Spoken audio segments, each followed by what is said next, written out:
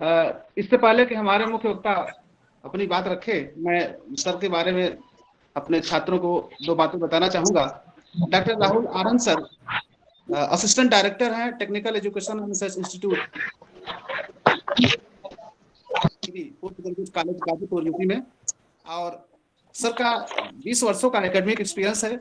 इसके पहले sir corporate experience रहा है सर का 4 साल का। Credit control, strategic financial management, deposit management, ये सर के एक्सपर्टाइज सर इसमें रहे हैं। इसमें सर का स्पेशलाइजेशन रहा है।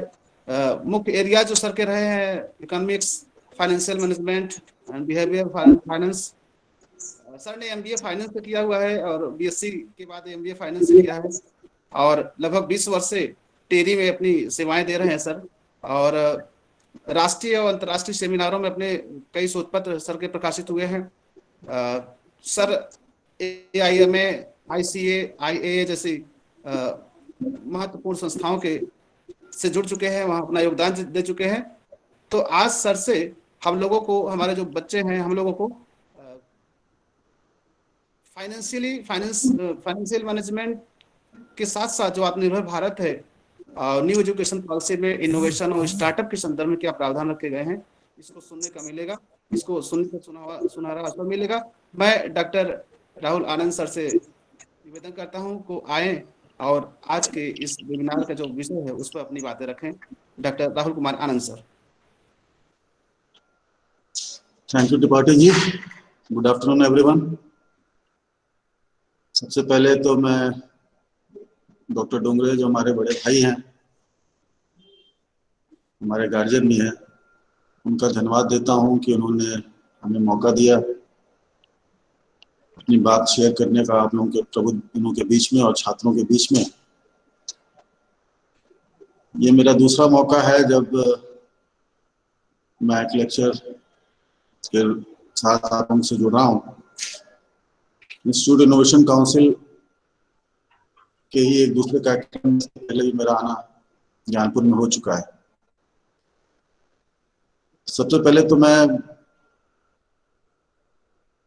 KN government PG college Gyanpur और उसकी इंस्टीट्यूट इनोवेशन काउंसिल और प्राचार्य डॉक्टर डोंगरे, आप सब लोगों को कॉन्ग्रेचुलेट करना चाहूँगा। 3.5 स्टार्स की रेटिंग मिली है, बहुत ही हर्ष का विषय है। और मुझे आशा है कि जो IIC है आगे भी ऐसा ही अच्छा काम करती रहेगी और भी अच्छा स्टार रेटिंग उसको मिलती रहेगी।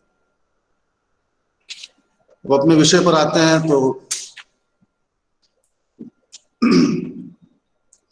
इस समय NEP यानी न्यू एजुकेशन पॉलिसी 2020 का पर काफ़ी चर्चाएं हो रही हैं और ये अभी प्रपोजल है जिसको इम्प्लीमेंट होना बाकी है, इसकी फाइन ट्यूनिंग भी बाकी है।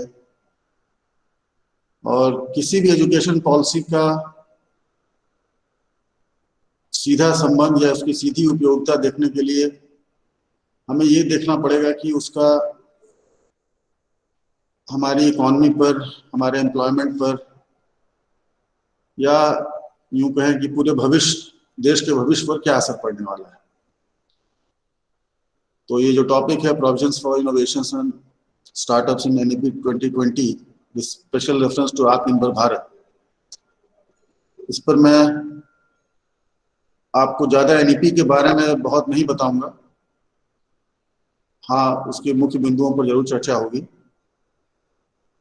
किस तरीके से वो इनोवेशन को, एंटरप्रेन्योरशिप को प्रमोट करने की दिशा में या सहयोग करता है और किस तरीके से जो मोदी जी का आत्मनिर्भर भारत का सपना है, किस तरीके से उसमें योगदान देता है, ये हमारी चर्चा का केंद्र बिंदु रहेगा। तो सबसे पहले तो हमें ये सोचना होगा, सबसे बड़ा प्रश्न खड़ा होता है कि आखिर हमें नई एजुकेशन पॉलिसी की आवश्यकता क्या थी। What was the need of a comprehensive new education policy? तो सबसे बड़ी बात तो ये कि जो पिछली एजुकेशन पॉलिसी थी वो 1986 में इम्प्लीमेंट हुई थी। 84 में उसका प्रपोजल आया था राजीव गांधी जी के समय में, और इस चीज को ऑलमोस्ट 34 साल हो चुके हैं। 34 साल किसी भी देश की इकोनॉमिक सोशल हिस्ट्री में बहुत बड़ा पीरियड होता है, और एटलीस्ट इसके बीच में एक पॉलिसी और आनी चाहिए थी, जो कि ऑलरेडी काफी लेट हो चुका है। तो नई एजुकेशन पॉलिसी का जो मेन उद्देश्य है वो इस 34 वर्षों के दौरान जितनी भी इकोनॉमिक, सोशियोलॉजिकल या डेमोग्राफिक चेंजेस आए हैं, और ये चेंजेस बहुत बड़े चेंजेस हैं। आप सभी लोग जानते हैं कि हम लोगों ने लिबरेशन की पॉलिसी 1990 में अडॉप्ट की, और उसके बाद पूरा भारत का नक्शा ही बदल गया। तो हमारे बिजनेस करने का तरीका, हमारे सोचने का तरीका, हमारे सोशल नॉर्म्स, हमारे आपसी संबंध, हमारी डेमोग्राफी, सब कुछ चेंज हो गया, बहुत ज़्यादा चेंज हो गया। तो इसलिए एक नई एजुकेशन पॉलिसी बहुत ही ज़्यादा आवश्यक थी, जो कि हमको जो बाहरी दुनिया है, जो ग्लोबल वर्ल्ड है, उसके साथ अलाइन कर सके और इंटीग्रेट कर सके। तो इन सारे चेंजेस को इनकॉर्पोरेट करने के लिए इस पॉलिसी की आवश्यकता थी। अभी रिसेंटली एक सर्वे हुआ था जिसमें ये पाया गया कि इंडिया में 73% लड़के जो क्लास 8th के हैं, उनसे क्लास 2nd की लेवल की मटेरियल को पढ़ने के लिए कहा गया और वो नहीं पढ़ पाया। तो आप ये सोचिए कि उनका बौद्धिक स्तर क्या होगा। हम कागज पे अपने आप को लिटरेट दिखाते हैं, लिटरेसी लेवल कितना हो गया, बस यही हमारा एक बेंचमार्क है, एक मापदंड है हमारी एजुकेशन को नापने का। लेकिन सिर्फ 27% लड़के क्लास 8 के अगर क्लास 2 के लेवल को पार कर पा रहे हैं, तो ये बहुत ही सोचनीय विषय है। इसी सर्वे में ये भी पाया गया कि 40% लड़के जो हैं उनको बेसिक अरिथमेटिक सॉल्व करने की न्यूमेरिकल स्किल्स नहीं है, 44% लड़के। तो उसका कारण यही है कि हमारा जो अभी तक जो उद्देश्य रहा है वो सिर्फ एजुकेशन लेयर्स को धीरे धीरे बढ़ाना रहा है। लेवल ऑफ एजुकेशन हमको दिखाना है कि इतनी प्रतिशत जनसंख्या हमारी साक्षर हो गई, लेकिन बेसिकली उनको हमें जिस तरीके की शिक्षा देनी चाहिए, जो कि रोजगार परक हो, जो कि उनके ग्रेजुएशन के बाद उनको खुद कुछ करने के लिए, इनोवेट करने के लिए या एंटरप्रेन्योर बनने के लिए प्रेरित करती हो, ऐसा हम कुछ भी अभी तक नहीं कर पा रहे।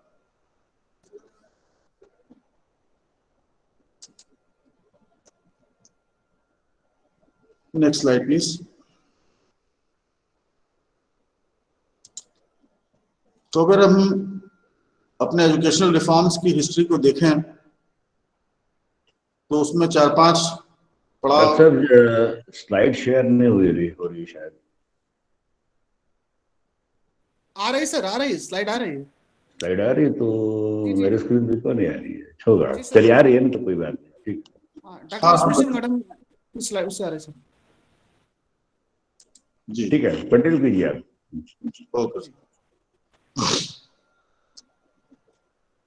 तो अगर हम हिस्ट्री ऑफ एजुकेशनल रिफॉर्म्स में देखें तो 4-5 मुख्य पड़ाव आते हैं। सबसे पहला 1968 में इंदिरा गांधी जी के समय में न्यू एजुकेशन पॉलिसी आई थी, जो कि कोठारी कमीशन की रिपोर्ट के ऊपर बेस थी। 1966 में कोठारी कमीशन ने अपनी रिपोर्ट सबमिट की थी, और वहीं से हमारा जो अभी तक जो चला आ रहा है सिस्टम 10+2+3 का, वो स्टार्ट हुआ। उसके बाद जो दूसरा मुख्य पड़ाव आया वो 1986 में न्यू एजुकेशन पॉलिसी आई राजीव गांधी जी के समय में, जो फिर बाद में 1992 में अमेंड हुई। और उसमें जो थ्रस्ट एरियाज थी वो कंप्यूटर टेक्नोलॉजी, इन सब चीज़ों का समावेश किया गया। तो उस समय के हिसाब से वो पॉलिसी भी ठीक थी, लेकिन फिर भी उसमें तमाम कमियां थी, क्योंकि वो बहुत भविष्य को ध्यान में रखकर बहुत सारी चीज़ें उसमें जो होनी चाहिए थी वो नहीं हुआ था। बेसिक चीज़ों पर ही वो उलझ कर रह गए थे।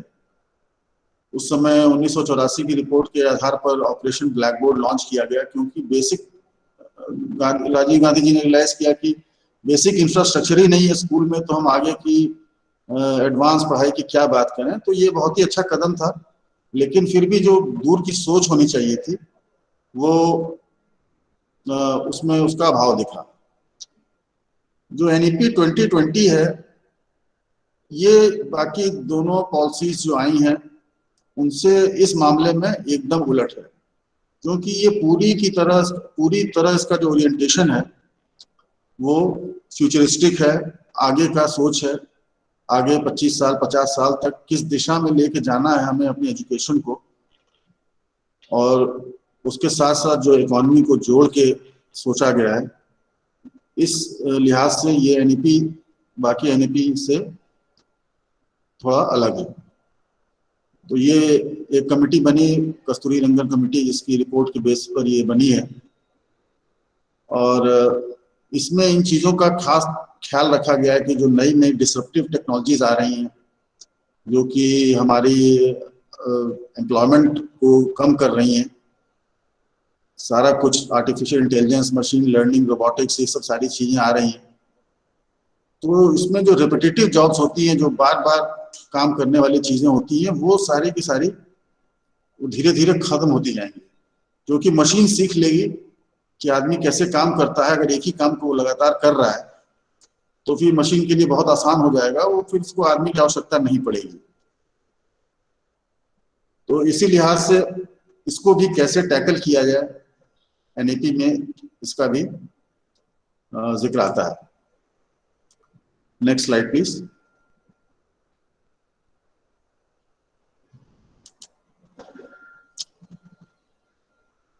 तो जैसा कि हमारे प्रधानमंत्री आदरणीय श्री मोदी जी ने कहा कि हमारे एजुकेशन सिस्टम में 3 प्रमुख चीजें होनी चाहिए: स्किलिंग, रीस्किलिंग एंड अपस्किलिंग। तो सबसे बड़ी चीज तो कि हमें कुछ ऐसी क्षमताएं विकसित करनी होंगी बचपन से ही छात्रों में, बच्चों में, जो कि उन्हें एक स्किल प्रोवाइड करती हो। फिर धीरे धीरे जैसे जैसे वो आगे प्रोग्रेस करेंगे, उन्हीं स्किल्स को और रिफाइन करके और मजबूत किया जाएगा, उनको रीइंफोर्स किया जाएगा, और फिर फाइनली उसकी अप स्किलिंग होगी, नेक्स्ट लेवल की स्किलिंग होगी, ताकि वो कोई अपना काम कर सकें और रोजगार खोजने के बजाय खुद एंटरप्रेन्योर बनकर जॉब क्रिएटर बने। इसके लिए इन्होंने बच्चों को एक किसी लेक्चर में एडवाइस भी किया कि आप लोग out of the box ideas सोचिए, जो नॉर्मल एक रूटीन थिंकिंग होती है उससे थोड़ा हट के अपने आइडियाज को विस्तार दीजिए, तभी जो है हम नए नए स्टार्टअप क्रिएट कर पाएंगे और जो सेल्फ रिलायंस या आत्मनिर्भर होने का जो सपना है अलग अलग क्षेत्रों में, उसको हम पूरा कर पाएंगे। कुछ क्षेत्रों में तो इंडिया काफी ज्यादा आउट ऑफ द बॉक्स सोचता है, जैसे कि IT है, लेकिन जो कोर एरियाज हैं, कोर इंजीनियरिंग है, उसमें हम लोग पीछे रह जाते हैं। तो एक सर्वे हुआ था जिसमें ये पता किया गया कि हमारी जो शिक्षा प्रणाली है उसमें सेकेंड ईयर तक, जैसे इंजीनियरिंग की बात की जाए तो सेकेंड ईयर तक तो हमारे जो बच्चे हैं उनका स्किल डेवलपमेंट और इंटेलेक्चुअल डेवलपमेंट बाकी दुनिया भर के बच्चों से बहुत ज़्यादा होता है। लेकिन वो जैसे जैसे 5वें साल तक आते हैं वो तमाम देशों से पीछे चले जाते हैं, खासतौर से चाइना हो गया, यूरोपियन कंट्रीज हो गई, इवन रशिया हो गया।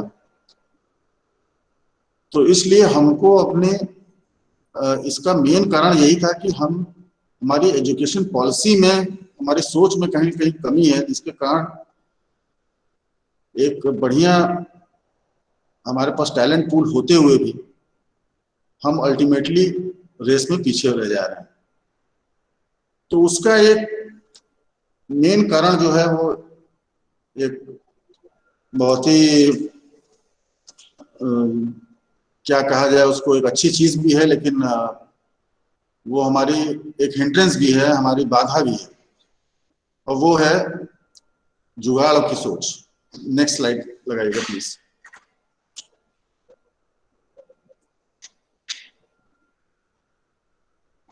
तो कहा जाता है कि जुगाड़ करने में हिंदुस्तानियों का कोई पार नहीं है। जुगाड़ से आप क्या कर पाते हैं? जुगाड़ से आप किसी समस्या में फंसने के बाद उसका एक टेम्पररी निदान ढूंढते हैं, लेकिन उससे क्या होगा? उससे आप कोई एक ऐसा इंटेलेक्चुअल प्रॉपर्टी नहीं क्रिएट कर रहे हैं जिसका कि आप आगे भी भविष्य में इस्तेमाल कर सकें। आप कोई ऐसी टेक्नोलॉजी नहीं क्रिएट कर रहे हैं जो कि लार्ज स्केल पर अपनाई जा सके या जिसको रेप्लिकेट किया जा सके किसी दूसरे क्षेत्र में, जिसका उपयोग किया जा सके, उसका स्टैंडर्डाइजेशन हो सके ताकि उसका पेटेंट हो सके। तो इस टाइप का जुगाड़ में कोई चीज नहीं होती। तो तीनों चीजें जो पैरामीटर्स होते हैं, स्केलेबिलिटी का, रेप्लिकेबिलिटी का और स्टैंडर्डाइजेशन का, ये तीनों चीजें जो इनोवेशन के लिए जरूरी है वो जुगाड़ में नहीं हो पाती हैं। तो जुगाड़ आपका काम चला सकता है, आपको बड़ी परेशानी से कुछ समय के लिए बचा सकता है, लेकिन वो आपको आगे प्रोग्रेस करने में आपकी बहुत बड़ी बाधा है। तो जुगाड़ टेक्नोलॉजी को हम लोग बहुत पॉजिटिव सेंस में लेते हैं हिंदुस्तान में, लेकिन ये वास्तव में हमारे लिए एक हिंड्रेंस है हमारे प्रोग्रेस में, हमारी ग्रोथ में। Next slide please.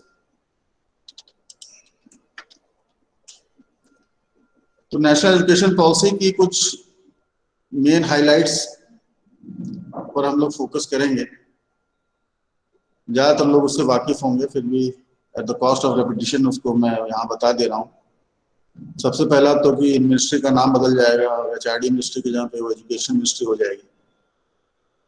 और बहुत दिनों से ये मांग हो रही है कि एजुकेशन पर जो हमारा GDP का परसेंटेज एक्सपेंडिचर है वो बहुत कम है, उसको कम से कम 6% होना चाहिए। कई देशों में 10% तक भी है, हमारे देश में 2% भी नहीं है।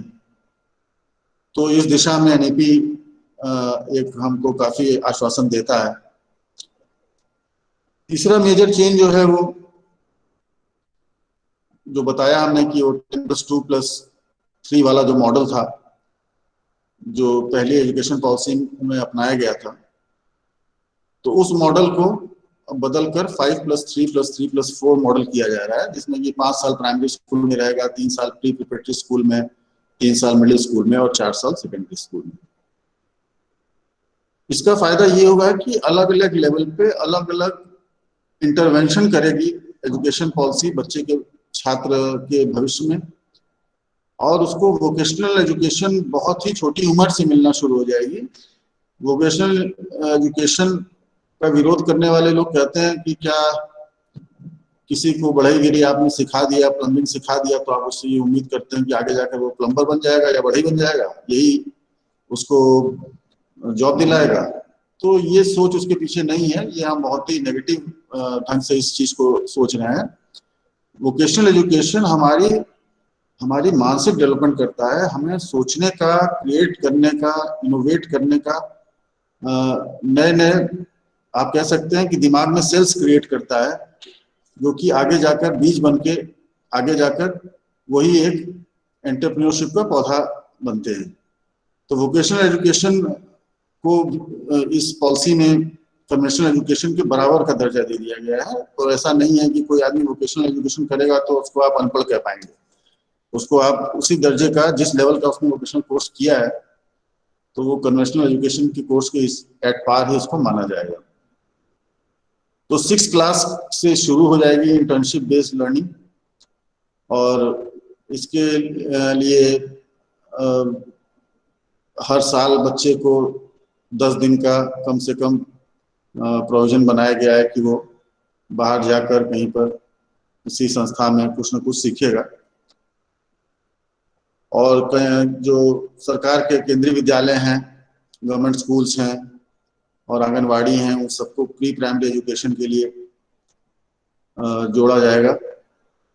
डिजिटल और ऑनलाइन लर्निंग के लिए भी एक डेडिकेटेड यूनिट होगा।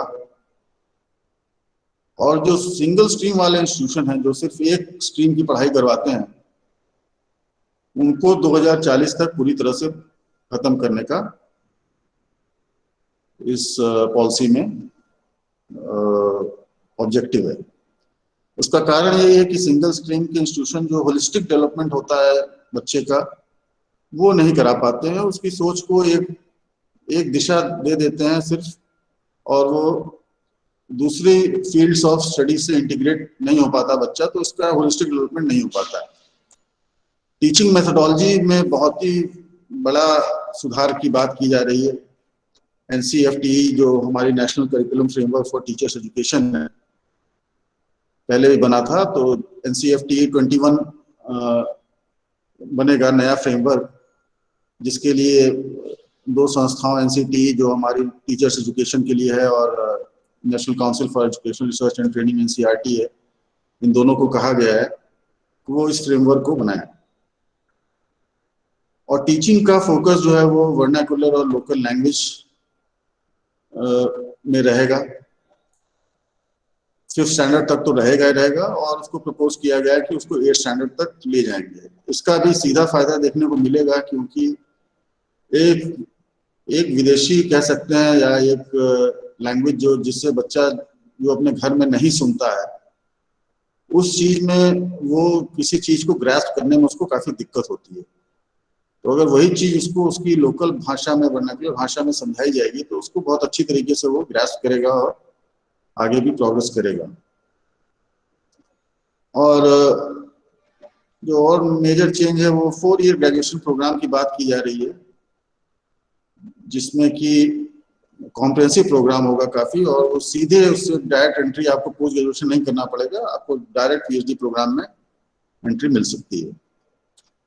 तो नेक्स्ट स्लाइड में जो टाइम्स ऑफ इंडिया से मैंने लिया है, इसमें कुछ मेजर जो चेंजेस हमने बताए हैं उनका इलस्ट्रेशन है। तो वही जैसे बताया कि 2 लेवल में हम इसको बांट सकते हैं, एक कॉलेज लेवल एजुकेशन के लिए और एक स्कूल लेवल एजुकेशन के लिए। NEP की जो मेजर चीजें हैं, तो पहला तो वही हो गया 5+3+3+4 वाला सिस्टम। दूसरा है कि मल्टी स्ट्रीम पढ़ाई होगी, तो सिंगल स्ट्रीम वाले कॉलेजेस 2040 तक बंद होने हैं। तो बच्चे के पास एक फ्लेक्सिबिलिटी रहेगी चूज करने की, वो कौन सा सब्जेक्ट पढ़ना चाहता है किसी भी लेवल पर जाकर पढ़ाई के। और बोर्ड एग्जाम्स का जो दर्जा अभी है हमारे बच्चों के दिमाग में खौफ रहता है बोर्ड एग्जाम का, वो धीरे धीरे कम हो जाएगा, क्योंकि बोर्ड एग्जाम अब खाली आपकी कोर कॉम्पिटेंसी को टेस्ट करेंगे, और साल में 2 बार एग्जाम होंगे, और बाकी चीजों के लिए आपके लगातार आपका असेसमेंट होता रहेगा साल भर, ना कि साल के एंड में। मल्टीलिंगुअल होगा, 3 लैंग्वेज पॉलिसी है, कंटिन्यू करेगी। लोकल लैंग्वेज को प्रेफरेंस दिया जाएगा मीडियम ऑफ इंस्ट्रक्शन के रूप में क्लास 8 तक। और जैसा कि मैंने आपको पहले बताया कि बैगलेस डेज होंगे, 10 दिन साल में कम से कम स्कूल के हर बच्चे को दिया जाएगा, जिसमें कि उसका एक्सपोजर हो सके किसी भी वोकेशनल ट्रेनिंग में जो भी उसके पसंद की हो, जिसको हम इनफॉर्मल इंटर्नशिप भी कह सकते हैं। तो उस दिन बच्चा पढ़ाई नहीं करेगा, सिर्फ किसी संस्था में जाकर वो वोकेशनल ट्रेनिंग करेगा। कॉलेजेस में भी जो टेस्ट होंगे वो नेशनलाइज हो जाएंगे, स्टैंडर्डाइज हो जाएंगे। NTA को इसकी जिम्मेदारी दी गई है कि साल में 2 बार वो एग्जाम कराएगा, और वो जैसा SAT का एग्जाम होता है उसी के पैटर्न पर किया जाएगा। और 4 year multi disciplinary bachelor program हो जाएगा। उसकी सबसे बड़ी खासियत ये रहेगी कि आपको हर साल की पढ़ाई का, ये हर सेमेस्टर की पढ़ाई का आपको क्रेडिट मिलेगा, और आप किसी भी क्षण पढ़ाई को बीच में छोड़कर जा सकते हैं। किसी भी कारण से आप अगर कोई धंधा करना चाहते हैं या कुछ भी अपना छोटा मोटा कोई कारोबार करना चाहते हैं, आप उसको करके वापस आके दोबारा से पढ़ाई ज्वाइन कर सकते हैं और जितनी भी आपने पुरानी पढ़ाई की होगी उसका आपको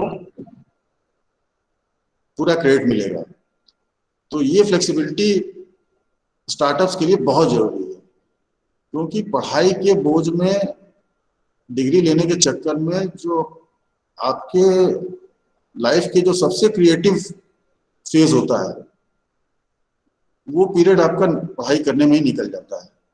कारण ये है कि रिस्क उठाने की क्षमता नहीं किसी की। हर आदमी ये जान रहा है आज की डेट में कि अगर हमने ठीक से पढ़ाई नहीं की तो हमें कोई नहीं पूछेगा, क्योंकि वो एंटरप्रेन्योरशिप के बारे में सोचता ही नहीं। उसको डर है कि उसको पढ़ाई पूरी करके किसी भी तरीके से एक बढ़िया सेटलमेंट उसका होना चाहिए, इसलिए वो ये रिस्क नहीं लेता है। तो इस पॉलिसी का जो सबसे इम्पोर्टेंट पॉइंट मेरे डिस्ट्रिक्ट में यही है कि ये 4 ईयर बैचलर डिग्री प्रोग्राम, जिसमें कि ड्रॉप आउट करने के लिए पूरी फ्लेक्सिबिलिटी है। और कॉलेजेस से एफिलिएशन भी खत्म हो जाएगा, कॉलेजेस अपनी ऑटोनमस डिग्री दे सकेंगे। तो जो यूनिवर्सिटीज का कह सकते हैं कि जो मकड़ जाल है वो भी काफ़ी हद तक खत्म होगा। जो अच्छा कॉलेज रहेगा उसकी डिग्री मान्य होगी, और जो अच्छा नहीं पढ़ाएगा वो अपने आप पेरिश कर जाएगा, क्योंकि उसकी डिग्री को कोई पूछने वाला नहीं मिलेगा। तो अभी क्या है कि एक यूनिवर्सिटी की डिग्री है जिसमें 60% खराब कॉलेज हैं और मुश्किल से 5 या 10% अच्छे कॉलेज हैं, तो वो भी पीछे रह जाते हैं। खाली एक तो टैग लग जाता है बच्चों में कि फला यूनिवर्सिटी से उसने डिग्री की है, ये देखा ही नहीं जाता कि वो किस कॉलेज से पढ़ के आ रहा है। उस कॉलेज में हो सकता है कि अच्छी पढ़ाई होती हो जो कि एक जनरल जो बेंचमार्क है उससे काफी ऊपर है। और छात्रों का शोषण रोकने के लिए फी पर कैप भी लगाने की बात की जा रही है। प्राइवेट इंस्टीट्यूशन ज्यादा हायर एजुकेशन में फीस ना चार्ज करें। और एक और सबसे इम्पोर्टेंट पॉइंट जो है, काफी इम्पोर्टेंट पॉइंट है, वो ग्लोकल होने की बात की गई है। ग्लोकल का मतलब ये हुआ कि विदेशी यूनिवर्सिटीज को हम इंडिया में, इंस्टीट्यूशंस को इंडिया में आकर अपना सेटअप लगाने की परमिशन देंगे, ताकि जो इंडियन बच्चे हैं उनको ग्लोबल एक्सपोजर मिल सके पढ़ाई का। और उसी तरीके से इंडियन इंस्टीट्यूशंस को जो अच्छे हैं उनको प्रमोट किया जाएगा, ताकि वो बाहर जाकर दूसरे देशों में अपनी ब्रांचेस खोल सके। तो लोकल को ग्लोब में ले जाना है और ग्लोबल यूनिवर्सिटीज को, इंस्टीट्यूशंस को हिंदुस्तान लेके आना है। ये भी एनईपी का 2020 का एक उद्देश्य है। Next slide please.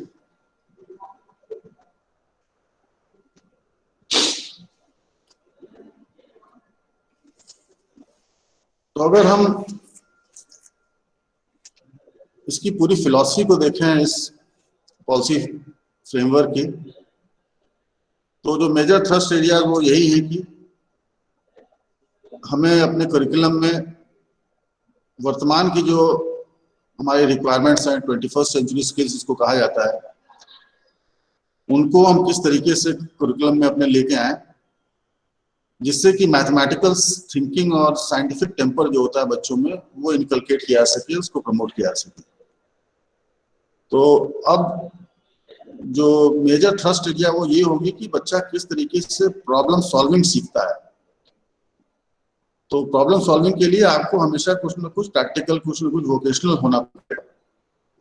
तो क्रिटिकल थिंकिंग और प्रॉब्लम सॉल्विंग के लिए अब जो हम पहले खाली रट के जाके एग्जाम दे देने वाली जो प्रवृत्ति है उससे बाहर निकलने की इसमें बात की गई है। और इसमें ये स्कूल्स को, कॉलेजेस को भी ये इंडिपेंडेंस दी गई है कि वो काफी हद तक करिकुलम में अपने हिसाब से चेंज भी कर सकते हैं। एनसीईआरटी का जो करिकुलम होगा उसकी कुछ बाउंड्रीज होंगी जिसके भीतर रहते हुए आप अपने नई नई चीजें अपने कोर्स में इंट्रोड्यूस करके अपने बच्चों को पढ़ा सकते हैं। तो यही आपकी यूएसपी होगी, यही आपकी ब्रांड क्रिएशन में, स्कूल्स की या कॉलेजेस की ब्रांड क्रिएशन में ये मदद करेगा।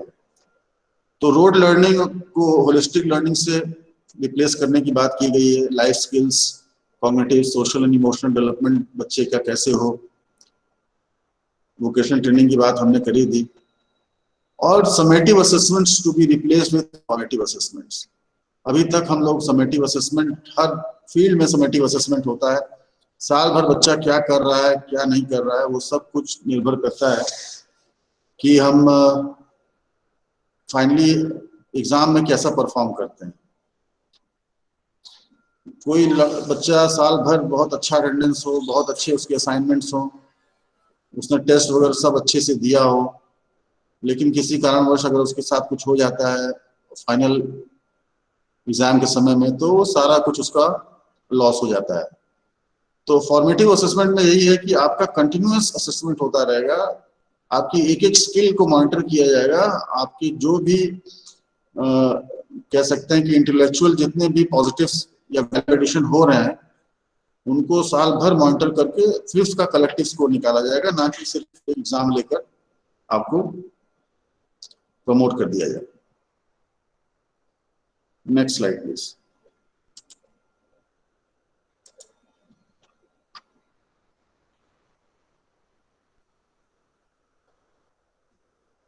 तो नेक्स्ट स्लाइड में हमने आपको ब्लूम्स टैक्सोनॉमी का फ्रेमवर्क, ज्यादातर मेरे ख्याल से लोग इससे परिचित होंगे।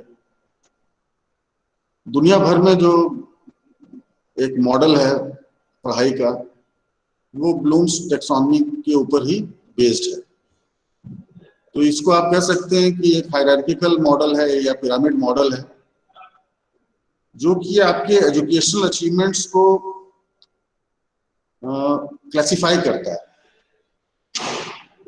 मतलब जो आपका एजुकेशन का अलग अलग स्तर जैसे जैसे आप अचीव करते जाते हैं तो वो उसको क्लासिफाई करता है कि आप किस क्लास को अचीव किए हैं और कौन क्या अभी अचीव करना आपके लिए बाकी रह गया है। तो इसमें 6 मेजर लेवल्स होते हैं जो कॉम्प्लेक्सिटी के हिसाब से उनको दर्शाया गया है। तो सबसे नीचे जो लेवल होगा जिसको हम बेसिक या लोएस्ट ऑर्डर स्किल कहते हैं वो रिमेम्बरिंग होती है, किसी चीज को याद रखना। और जैसे जैसे हम ऊपर जाएंगे तो वो उसका जो कॉम्प्लेक्सिटी या स्पेसिफिसिटी है वो बढ़ती जाएगी और अल्टीमेटली वो हाईएस्ट ऑर्डर लर्निंग स्किल की तरफ आप बढ़ेंगे जिसको कि हम क्रिएशन कहते हैं। तो किसी चीज को आप क्रिएट कर रहे हैं वो तो समझ लीजिए कि आप अपने पिनाकल पे हैं स्किल के। जब आप किसी चीज का क्रिएशन कर सकें, प्रोडक्शन कर सकें, तब आप ये मान के चलिए कि वो तभी पॉसिबल होगा जबकि आप नीचे के 5 लेवल आपने अचीव किए हों। क्योंकि हर लेवल को दूसरे से जुड़ा हुआ है, आप ऐसा नहीं है कि रिमेम्बर करके आप सीधे 6ठे लेवल क्रिएट पे चले जाएंगे।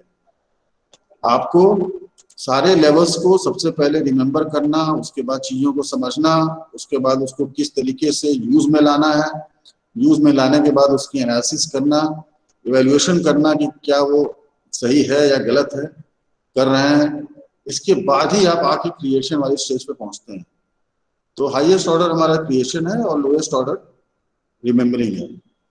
एनईपी का जो फ्रेमवर्क है वो काफी हद तक, मैंने कहीं ऑफिशियली तो नहीं देखा, लेकिन मुझे लगता है कि ये इसी ब्लूम्स टैक्सोनॉमी फ्रेमवर्क के ऊपर बेस्ड है।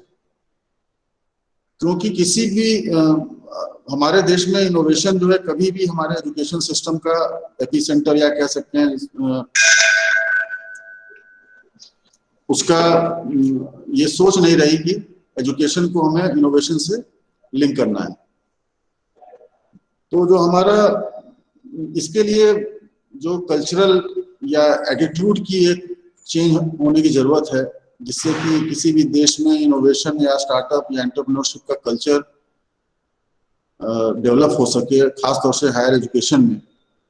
वो चीजें अभी तक लैक करती थी, हमारे नहीं थी। लेकिन एनईपी 2020 में ये लग रहा है कि ये ब्लूम्स टैक्सोनॉमी के ऊपर बेस्ड है। तो ये अल्टीमेटली अगर आप इसको फॉलो करेंगे तो अल्टीमेटली आप क्रिएशन की तरफ ही जाएंगे। इसका मतलब है कि एंटरप्रेन्योरशिप ही मेजर या अल्टीमेट इसका गोल है। तो नौकरी खोजने वाली प्रवृत्ति से नौकरी देने वाली या खुद नौकरी क्रिएट करने वाली जो स्किल है वो इसमें दिखाई पड़ती है। तो जो कहा जाता है कि रट के जाके एग्जाम कर दो, दे दो, वो चीजें अब कल की बात हो जाएंगी अगर ये इसका ठीक से इस पॉलिसी का इम्प्लीमेंटेशन किया गया। तो ब्लूम्स टैक्सोनॉमी में एक और चीज ये है कि जैसे जैसे आप नीचे से ऊपर के ऑर्डर की तरफ बढ़ते हैं तो आपका जो सेल्फ एस्टीम है या कॉन्फिडेंस लेवल है वो धीरे धीरे बढ़ता जाता है। कॉन्फिडेंस बढ़ने से क्या होगा कि आपकी जो रिस्क उठाने की क्षमता है वो भी बढ़ती जाती है। कोई भी व्यक्ति जो कि कॉन्फिडेंट नहीं है वो कभी भी रिस्क नहीं उठाएगा, और अगर वो रिस्क नहीं उठाएगा तो जीवन में कभी भी एंटरप्रेन्योर बन ही नहीं सकता, वो कोई स्टार्टअप खोल ही नहीं सकता। आप जानते ही हैं कि स्टार्टअप्स का जो सक्सेस रेट होता है वो बहुत कम होता है, 5% से 10% के बीच में ही स्टार्टअप जो है सर्वाइव कर पाते हैं, बाकी सब के सब वाइंड अप हो जाते हैं, जिसके बहुत से कारण हैं। या तो उनकी प्लानिंग में ही गड़बड़ी है या उनको फंड्स नहीं मिल पाया। तो ये दुनिया भर में होता है, कोई हमारे यहाँ की प्रॉब्लम नहीं है। लेकिन उसमें सबसे बड़ी चीज है कि जिसके पास रिस्क उठाने की क्षमता के साथ साथ रिस्क उठाने का एबिलिटी होगी, रिस्क उठाने की सोच होगी, वही एंटरप्रेन्योरशिप को अपना सकता है। तो इस लिहाज से अगर हमारी पढ़ाई होगी ब्लूम्स टैक्सोनॉमी फ्रेमवर्क के हिसाब से, तो हम निश्चित रूप से रिस्क टेकिंग एबिलिटी को बढ़ा सकेंगे। उससे एंटरप्रेन्योरशिप का भी कल्चर प्रमोट होता है। तो जैसे हमने आपको बताया था कि वर्ल्ड बैंक का एक सर्वे था, वर्ल्ड बैंक और स्टैनफोर्ड यूनिवर्सिटी का एक सर्वे था इंजीनियरिंग स्टूडेंट्स के में किया गया, जिसमें लगभग 5000 इंजीनियरिंग स्टूडेंट्स को 200 कॉलेजेस से जो इंजीनियरिंग पढ़ाई करते थे उनसे उठाया गया। उसमें एक भी इंडियन आईआईटी नहीं था। कहने को हम लोग कहते हैं कि हमारे यहाँ इतने अच्छे आईआईटीज हैं, सब कुछ है, लेकिन अगर एक किसी सर्वे के लिए वर्ल्ड के बेस्ट कॉलेजेस को चूज किया जा रहा है, उसमें से 200 को रैंडमली सेलेक्ट किया जा रहा है, उसमें एक भी हिंदुस्तान का न हो, तो वो हमारे लिए थोड़ी सी शर्म की बात कही जा सकती है।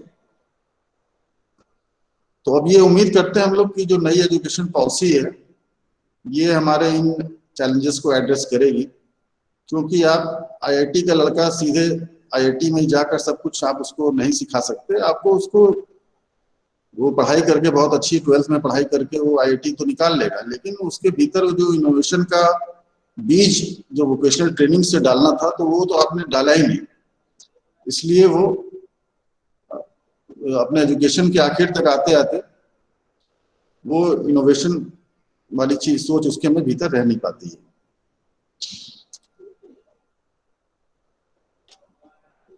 Next slide please.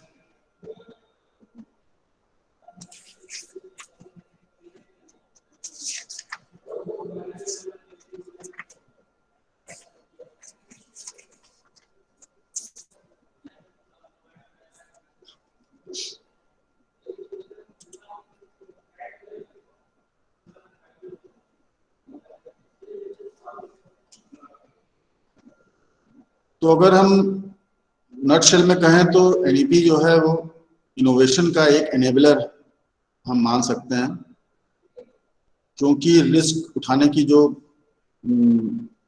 एक माइंडसेट होता है वो बहुत आज आप ढूंढने जाएंगे तो बहुत कम लोगों में मिलेगा। आप 100 लोगों से बात करेंगे तो उसमें शायद 1 या 2 आदमी मिलेगा जो कहेगा नहीं हाँ रिस्क तो लेनी चाहिए। लेकिन इस एटीट्यूड को नॉर्मलाइज करने की जरूरत है कि हर चौथा आदमी आपसे मिलेगा हाँ मैं ये रिस्क उठाने को तैयार हूं। तो ये चीज तभी आएगी जब आप उस तरीके का टेम्पर बच्चे में डेवलप करेंगे फ्रॉम अ यंग एज, जैसा कि क्लास 6 से ही बात हो रही है। तो स्टार्टअप लगाने के लिए एनईपी एक एनेबलर निश्चित होगा।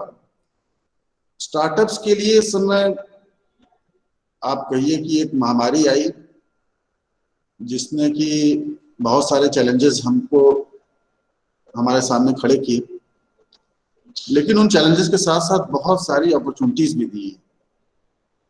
अगर आप साल भर पहले का एटीट्यूड, काम करने का तरीका,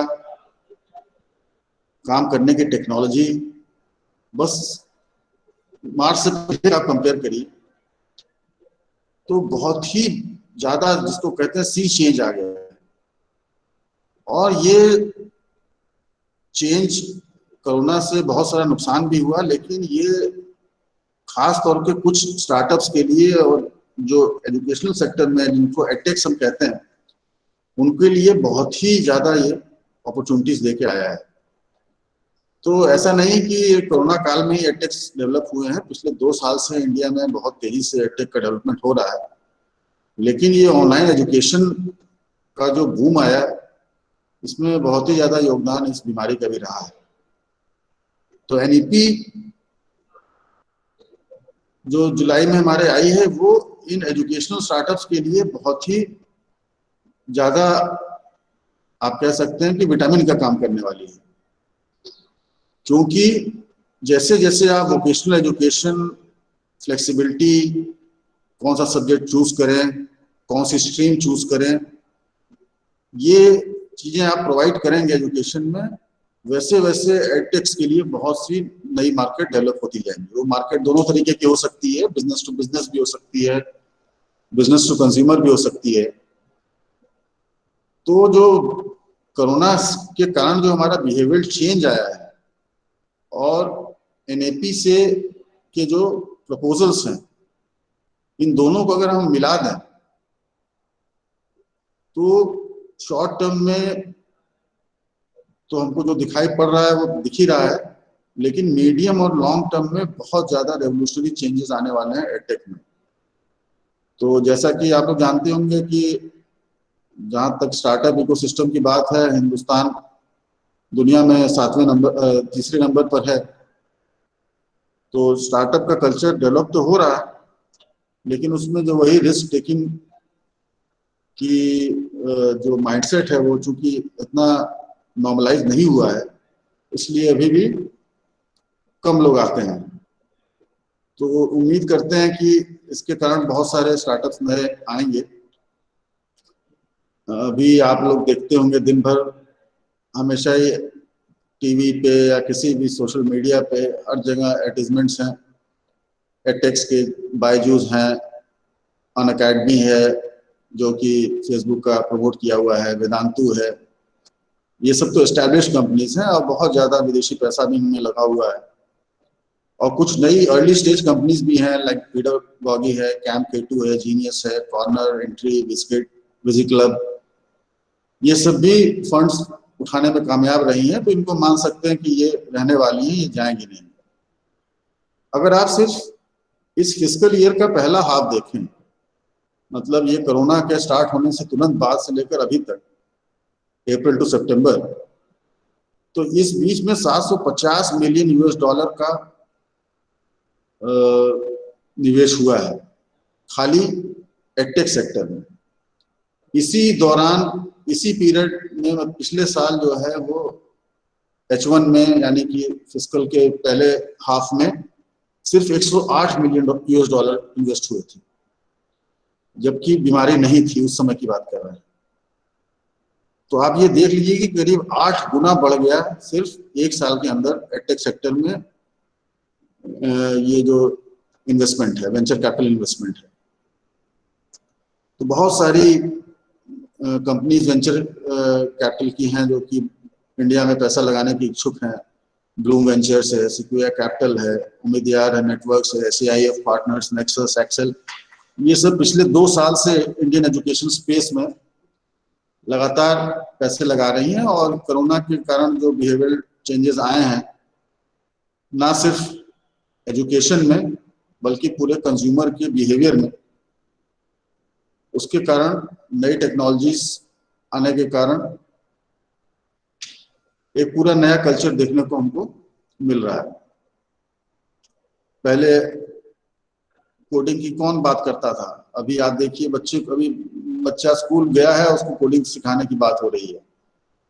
तो कोडिंग भी एक बहुत बड़ा कह सकते हैं एवेन्यू है, जिसमें व्हाइट हैट वगैरह आप सुन ही रहे होंगे, जिसको बायजूस ने एक्वायर कर लिया है, वेदांतु है, टॉपर कोडर है, ये सारे जो कंपनीज हैं वो बहुत अर्ली स्टेज पे बच्चों को पकड़कर उनमें बिहेवियरल चेंजेस लाने के लिए काम कर रही हैं। इसके अलावा भी आप देखेंगे तो नई एरियाज हैं, जैसे कैरियर काउंसलिंग है।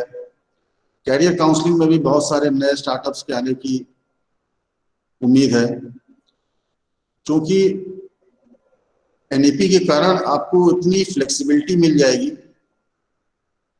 और इतने स्ट्रीम्स में जाने का मौका मिल जाएगा, पढ़ाई को बीच में छोड़कर कुछ काम करके वापस आकर पढ़ाई करने का मौका मिल जाएगा, जिसके कारण अब कैरियर काउंसलिंग एकदम नए तरीके की होगी। जिस तरीके की अभी आप देखते थे उस तरीके की बिल्कुल नहीं होगी और उसका पूरा रूप बदल जाएगा। तो इसमें भी बहुत सारे स्टार्टअप्स आने की उम्मीद है।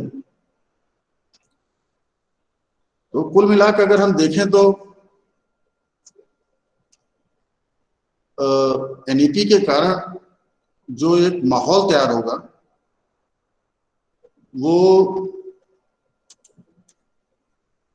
वो हमारे भीतर जो बिहेवियरल चेंजेस डेवलप होना शुरू हो गए हैं और आने वाले समय में जो बिहेवियरल चेंजेस आएंगे उनको इनोवेशन और एंटरप्रेन्योरशिप की तरफ और तेजी से बढ़ाएगा और देश की इकोनॉमी में और एजुकेशन में दोनों में उसका महत्वपूर्ण योगदान होगा। मेरे ख्याल से हमें यहीं पर रुकना चाहिए। सब्जेक्ट तो बहुत बड़ा है, इसमें किस विषय को लिया जाए, किसको कम बताया जाए, किसको ज्यादा बताया जाए, ये 1 घंटे में करना बड़ा मुश्किल काम है। तो उम्मीद करते हैं मैं कुछ कंट्रीब्यूट कर पाया होगा। आप में से किसी को कोई सवाल हो तो मुझसे पूछ सकते हैं। Sir, जी जी I want to ask a question, sir. Sir, जो हमारी पॉलिसी है, इस पॉलिसी में अगर वापस से कभी कोरोना आता है, क्योंकि कोरोना अभी ठीक नहीं होने वाला है, लंबे समय तक चलने वाली है, तो ये पॉलिसी आगे जाके हमारे लिए किस तरीके से यूजफुल होने वाली है और क्या कह सकते हैं कि ये पॉलिसी आगे जाके जो हम अभी ग्रेजुएशन में है सर, ग्रेजुएशन तुरंत क्रॉस किया है, तो हमारे लिए किस तरीके से बेनिफिशियल होगी?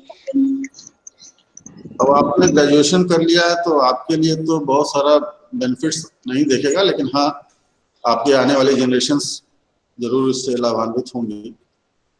अभी ये ट्रांजिशन का फेज है, इसमें बहुत से लोग ऐसे हैं जिन्होंने पुराने सिस्टम पे पढ़ाई की और वो आधे बीच में फिर नए सिस्टम पे जाएंगे, तो जो बहुत लेट जा रहा है उसको तो ढालने में बहुत दिक्कत होगी। हालांकि उसके लिए भी ऑप्शंस सरकार देगी, अभी सारी चीजें बहुत क्लियर नहीं है क्योंकि इम्प्लीमेंटेशन भी इसका बाकी है। जहाँ तक आपने पूछा कोरोना टाइप की बीमारी आ जाएगी तो क्या होगा, तो भगवान से मनाइए कि ऐसा बीमारी ना आए, लेकिन अगर आ जाती है तो इसमें ये फायदा होगा कि कोई भी आपके साथ कोरोना ही नहीं, कोई भी इमरजेंसी आ जाती है जिसके कारण आपकी पढ़ाई छूट गई, तो आज की डेट में तो आपको वो एक निश्चित समय के बाद, जैसे कि एमबीए की पढ़ाई है आपको 4 साल के भीतर कंप्लीट करनी होती है, अगर आपने नहीं किया तो आपने 3 सेमेस्टर की पढ़ाई की तो वो सब बेकार हो गई। अब नई व्यवस्था में आप 3 सेमेस्टर की पढ़ाई का आपको क्रेडिट मिलेगा, जब भी आप आके ज्वाइन करेंगे सिर्फ 1 सेमेस्टर की और पढ़ाई करेंगे और आपको डिग्री मिल जाएगी, तो ये फायदा होगा। सर, ये हुआ था कि जो ये जो आत्मनिर्भर भारत है, इसके थ्रू हम लोग को पहले ऐसा लग रहा था कि हमारा आयात निर्यात बिल्कुल बंद सा हो जाएगा और हम जो विदेशों से आयातित माल है हम अपने देश में ही बनाएं, पर फिर बाद में हमें ये जानकारी मिली कि हम क्या कहते हैं, ये चीजें अपने देश में बनाना है और पूरे देश में ग्लोबलाइज करना है, चीजों को भेजना है।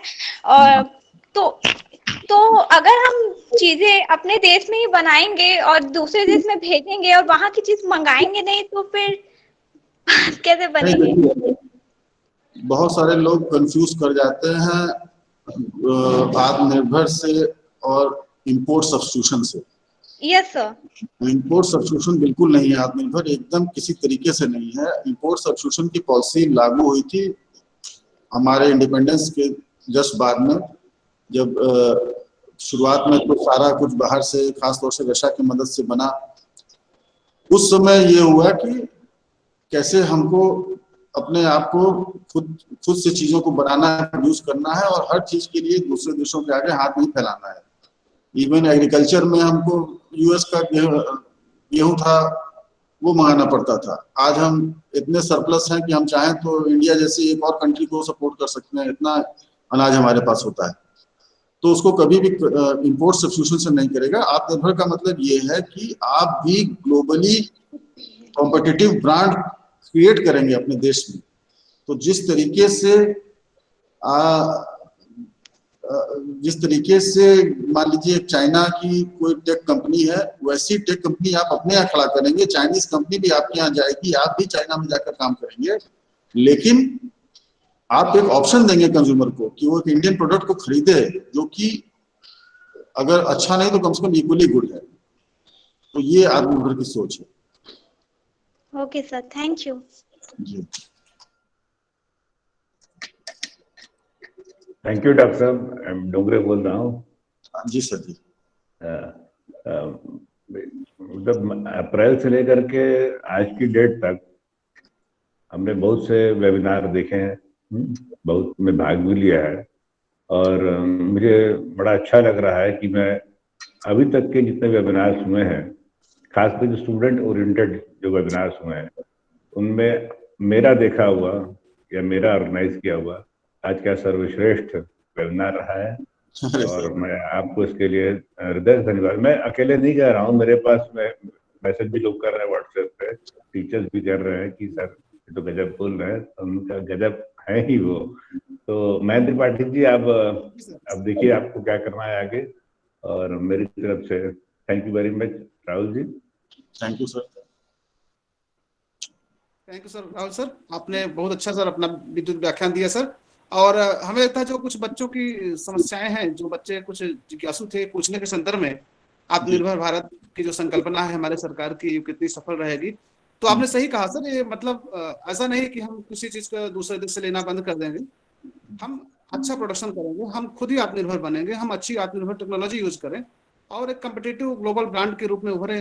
जो वोकल फॉर लोकल की संकल्पना इस आत्मनिर्भर पॉलिसी में की गई है, आत्मनिर्भर भारत अभियान में, वास्तव में थोड़ा समय चाहिए, उसके लिए समय का इंतजार करना होगा और अच्छी संकल्पना के साथ प्रारंभ की गई है तो उसका अच्छा परिणाम निकलेगा। बहुत अच्छा सर आपने समझा अपने जो लेक्चर में। और सबसे अच्छी बात जो सर आपने बहुत एकदम संक्षेप में न्यू एजुकेशन पॉलिसी में पाठ्यक्रम का जो लचीलापन है, जो मूल्यांकन की पद्धति है, सतत मूल्यांकन की पद्धति है, स्किलिंग, रीस्किलिंग और अप स्किलिंग का आपने चर्चा किया और एक ये भी बताया, बहुत ही अच्छे ढंग से बताया कि प्रभावी ढंग से कि इस जो न्यू एजुकेशन पॉलिसी में है, इसमें रिस्क उठाने का माइंडसेट तैयार करने वाला एक संकल्पना निहित है। और आपने ब्लूम्स टैक्सोनॉमी की फ्रेमवर्क की चर्चा की, तो बहुत अच्छा सर आपका व्याख्यान रहा सर, और हमारे जो विद्यार्थी हैं उससे बहुत लाभान्वित होंगे सर। मैं अपने साथी डॉक्टर रविंद्र कुमार जी को आमंत्रित करता हूं कि आए और बात ज्ञापन करें। Doctor Ravindra Kumar sir. हाँ, धन्यवाद डॉक्टर महेंद्र त्रिपाठी सर। आज के इस आईआईसी के ऑनलाइन वेबिनार के द्वितीय सेशन में जिसको कई लोगों ने मिलकर के इसका संयोजन किया और आज इस कार्यक्रम को सफल बनाने में कई प्रत्यक्ष और कुछ अप्रत्यक्ष लोगों का सहयोग रहा। मैं उन सभी के प्रति आभार व्यक्त करना अपना कर्तव्य समझता हूं। तो सबसे पहले मैं अपने महाविद्यालय के कर्मठ एवं एक कुशल नेतृत्व वाले प्राचार्य डॉक्टर पीएन डोंगरे सर का मैं धन्यवाद व्यक्त करता हूं कि सर आप ही के नेतृत्व में रह करके और आपके मार्गदर्शन में रह करके महाविद्यालय दिन प्रतिदिन प्रगति कर रहा है। इसके साथ साथ आप सर वास्तव में इनोवेटिव माइंड के व्यक्ति हैं, क्योंकि आपने महाविद्यालय में हम प्रतिदिन आपके साथ में रह करके आपके कुशल निर्देशन में कार्य करते हैं और क्योंकि आपने इनोवेशन को लेकर के इसके साथ साथ महाविद्यालय में सेमिनार के लिए हम लोगों को प्रेरित करते रहते हैं। इसके साथ आप हम लोगों को एक एनर्जी देते हैं कि हम लोग किसी प्रोजेक्ट पे काम करें। तो ये वास्तव में एक ऐसे व्यक्ति का कार्य जो वास्तव में इनोवेटिव माइंड का होता है। तो सर आपके कुशल निर्देशन और मार्गदर्शन में रह करके हम दिन प्रतिदिन इनोवेशन से संबंधित और इसके अलावा जो इंटेलेक्चुअल हमारे प्रोग्राम जो कार्यक्रम हो सकते हैं उनको लेकर के हम कार्य करते रहते हैं। तो सर ये केवल आप ही के कुशल निर्देशन में संभव है। इसके साथ साथ मैं हमारे पूर्व प्राचार्य डॉक्टर सुभा श्रीवास्तव मैम, वो भी हमारे इस प्रोग्राम में जुड़ी हुई हैं और मैम के साथ में रह करके भी हम लोगों ने काम किया। आप भी मैम क्योंकि कई विदेशों की यात्रा भी कर चुकी हैं और इस तरह के प्रोग्राम में आप प्रतिभागी हैं, तो मैं मैम आपका भी हृदय से आभार व्यक्त करता हूं। हमारे इस प्रोग्राम में जिस प्रोग्राम को लाने और उसको सफल बनाने में डॉक्टर रश्मि सिंह मैडम का बहुत बड़ा योगदान है, क्योंकि मैडम के द्वारा ये प्रोग्राम महाविद्यालय में लाया गया। उन्हीं का ये सफल प्रयास रहा कि आज हम इस मंच पे आकर के अपने विचारों को साझा कर रहे हैं। तो मैं डॉक्टर रश्मि सिंह मैडम का भी बहुत आभार व्यक्त करता हूं। हमारे इस प्रोग्राम में हमारे आईआईसी प्रोग्राम की वाइस प्रेसिडेंट डॉक्टर कल्पना अवस्थी मैम आपके निर्देशन में और आपके गाइडेंस में रह करके हम दिन प्रतिदिन इस तरह के प्रोग्राम आयोजित करते रहते हैं। अभी हमने ऑफलाइन कार्यक्रम भी किए जिसमें आपने अपने फिजिक्स की स्मार्ट क्लास में ये प्रोग्राम कराया और आपका सहयोग हमें समय समय पर मिलता रहता है। इसी वजह से हम इस तरह के प्रोग्राम आयोजित कर पाते हैं। तो मैम आपका भी मैं एक बार आभार व्यक्त करता हूं। हमारे बीच में आज के इस ऑनलाइन वेबिनार के जो convener doctor Mahendra Tripathi sir आपने तो इस प्रोग्राम में जान डाल दी है, क्योंकि हम चाहते थे कि ये प्रोग्राम ऑफलाइन जैसे हमारे महाविद्यालय में चलता रहता था, तो अब छुट्टियां क्योंकि विंटर वेकेशन में हम लोग अपने अपने घर पर चले गए आ गए या कहीं दूसरे कार्यों में व्यस्त हो गए। लेकिन इस व्यस्तता वाले समय में भी आपने हमें एक मंच दिया कि हम ऑनलाइन प्रोग्राम को करेंगे, हम चाहे कहीं भी रहें लेकिन ये प्रोग्राम सुचारू रूप से चलता रहेगा।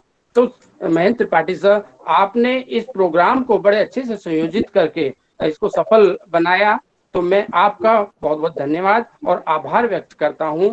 इसी के साथ साथ आज के इस प्रोग्राम में जो हमारे मुख्य वक्ता डॉक्टर राहुल आनंद सर आपका तो कहने क्या कि आपने इतने अच्छे तरीके से आज के इस विषय पर जो कि एजुकेशन पॉलिसी और स्टार्टअप के संबंध में, इसके बारे में सर आपने इतना विस्तार से हम लोगों को बताया। तो सबसे पहले तो जब प्राचार्य सर ने मुझे बताया कि आपके पिताजी काशी विद्यापीठ में प्रोफेसर के पद पर रहे, सर इसी से हम लोगों के अंदर एक एनर्जी आई कि आप तो हमारे परिवार के एक सदस्य हैं।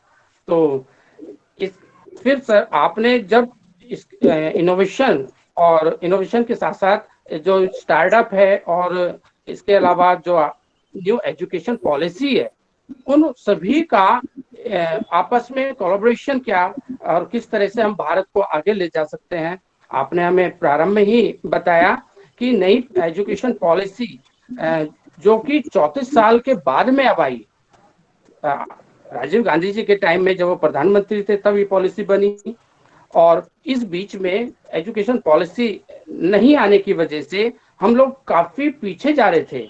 लेकिन माननीय प्रधानमंत्री श्री नरेंद्र मोदी द्वारा ये प्रयास किया गया कि एजुकेशन पॉलिसी लाई गई और इसमें इतने अच्छे प्रावधान किए जो आपने सर बताया कि इस नई एजुकेशन पॉलिसी का अब आने वाली जो जनरेशन है या हमारा जो भारत होगा इस पे क्या प्रभाव पड़ेगा, प्रभाव पड़ेगा या नहीं पड़ेगा, ये सब आपने इस अपने व्याख्यान में हमें बताया। और जैसे कि आपने बताया था कि जब 8th स्टैंडर्ड के छात्र कक्षा 2 का लेवल वो पार नहीं कर पा रहे थे, केवल 27% छात्र उसमें सफल हुए, तो ये वास्तव में भारत का जो फ्यूचर है उसको लेकर बड़ा चिंता का विषय है।